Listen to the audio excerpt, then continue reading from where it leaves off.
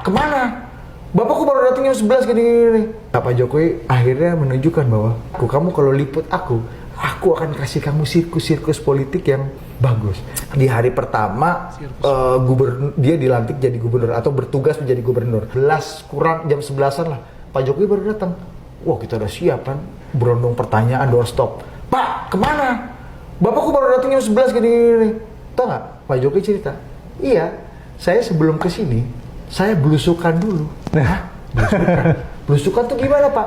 Belusukan, saya pergi sidak ke kelurahan dan kecamatan, waktu itu kecamatan Senen apa Cepaka Putih gitu, gue lupa. Pak Jokowi ceritain itu ke kita media yang nggak punya dokumentasinya, karena kita nggak menangkap momen itu.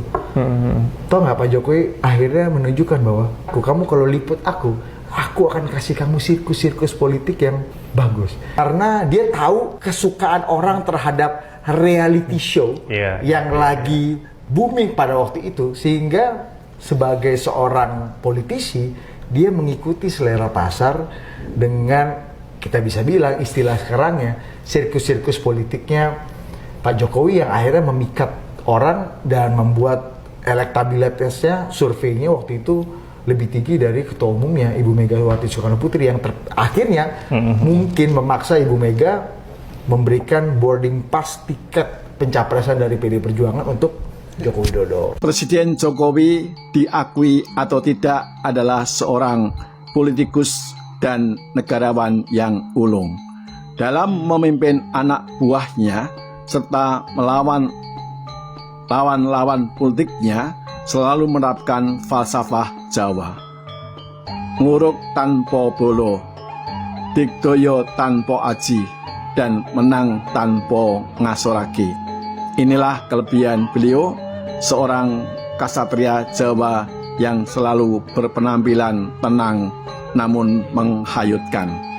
Apa kunci keberhasilan Jokowi sehingga dia mampu mengendalikan dirinya dengan tenang di saat terjadi permasalahan yang sangat kompleks? Dalam pandangan saya, beliau menerapkan 3 kecerdasan yang disinergikan dengan cara yang sangat baik sekali. Yang pertama adalah kecerdasan intelektual, yang kedua kecerdasan emosional, dan yang ketiga kecerdasan spiritual. Bagaimanakah pendapat Anda?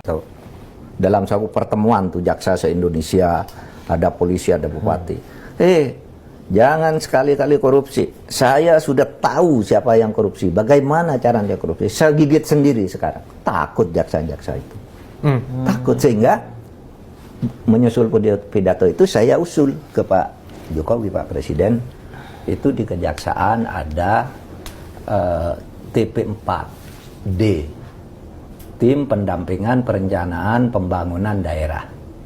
Itu yang mengerjakan jaksa. Setiap pemerintah daerah ingin membuat pembangunan, konsultasi dulu ke jaksa. Ya kan? Kan bagus kan? Agar tidak melanggar. Tapi di dalam banyak kasus diperas. Pokoknya kamu saya buatkan surat bahwa perencanaan sudah benar, tapi dapat uang sekian, jaksa-jaksa itu. Diusulkan dibubarkan. Dipanggil oleh presiden.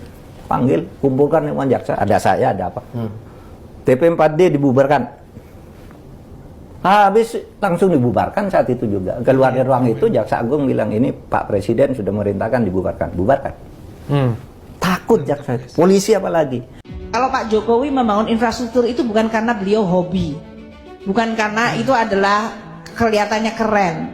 Tapi Indonesia dari sisi dunia, kalau Anda lihat the same emerging country dengan income per kapita yang sama, dan kemudian kita lihat rata-rata kualitas infrastruktur di banyak negara di dunia, katakanlah kita bikin garis lurus gini ya, Faras ya namanya, betul ya Faras, Indonesia itu below that line. Itu artinya kita sebagai country, sebagai negara dengan same income per kapita dan dengan kemajuan ekonominya, kita punya infrastruktur yang kuantitas dan kualitasnya di bawah rata-rata dunia. Makanya itu disebut infrastruktur gap. Makanya kalau kita membangun itu bukan karena kita kepengen atau apa, tapi itu adalah necessity. Itu kebutuhan dari republik ini. Kalau kita lihat Indonesia dengan kepulauan lebih dari 17.000, konektivitas antar mereka Saya lihat waktu suatu saat ada untuk masuk ke sekolah PKN STAN kita, Politeknik, ada anak SMA dari Anambas harus naik boat untuk pergi ke tempat dia di mana harus ikut tes saja. Itu hanya mereka untuk meraih impian kehidupan yang lebih baik. That infrastructure is really needed. Dimanapun Anda berada, Anda akan rasakan. Nah, kalau uang anggaran pemerintah tidak cukup, apa yang kita lakukan? Kita melakukan public-private partnership. Itu berarti private sector bisa masuk.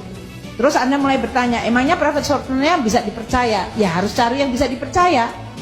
Ya, kalau kita simpulkan beberapa argumentasi tadi, mulai dari video pertama, ya bisa dikatakan Indonesia ini beruntung karena memiliki Pak Jokowi yang pikirannya itu sudah jauh lebih dulu maju dibandingkan kebanyakan pemimpin lain di Indonesia.